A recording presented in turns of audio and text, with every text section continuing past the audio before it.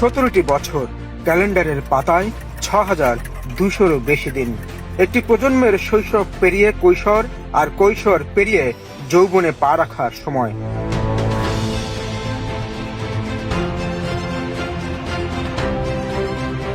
দীর্ঘ এই সময় ধরে একটি মানুষ ছিলেন জন্মভূমি থেকে হাজার মাইল দূরে।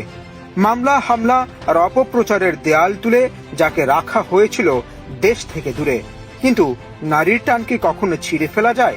সব বাধার পাহাড় ডিঙিয়ে, সব ষড়যন্ত্রের জাল ছিন্ন করে অবশেষে দেশের মাটিতে পা রাখছেন বিএনপির ভারপ্রাপ্ত চেয়ারম্যান তারেক রহমান। তোমার জন্য আকাশে বাতাসে দেখো মুখরিত স্লোগান, তুমি আমাদের আদর্শ নেতা তারেক রহমান।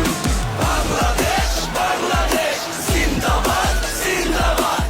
এই 17 বছরে দেশের মাটিতে দাঁড়িয়ে মায়ের হাত ধরা হয়নি, ভাইয়ের জানাজায় শেষ বিদায় জানানো যায়নি।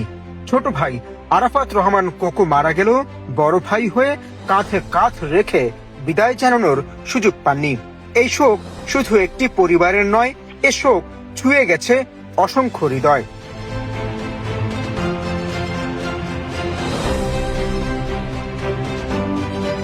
তাকে থামিয়ে দেওয়ার চেষ্টা কি কম হয়েছে? অপবাদ আর অপপ্রচারের ধুলো দিয়ে ঢেকে দেওয়া হয়েছিল তার নাম, কিন্তু হীরাকে কি ধুলো দিয়ে ঢেকে রাখা যায়? তিনি প্রমাণ করেছেন সত্যের পথ কণ্টকাকীর্ণ হতে পারে, কিন্তু গন্তব্য সব সময় আলোকিত।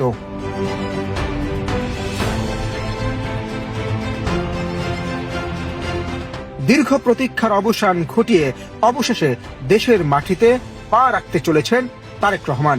এই ফেরা শুধুই একজন রাজনৈতিক নেতার ফেরা নয়, এ এক সন্তানের ফেরা, এক ভাইয়ের অপূর্ণ বিদায়ের ব্যথা বুকে নিয়ে ফেরা, এক নাগরিকের নিজের দেশে ফিরে আসার গল্প।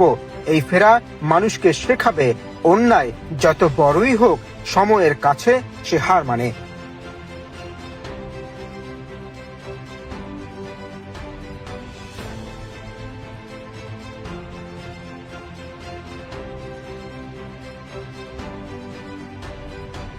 ইতিহাসের এক আবেগঘন মুহূর্তের সাক্ষী হতে চলেছে গোটা জাতি।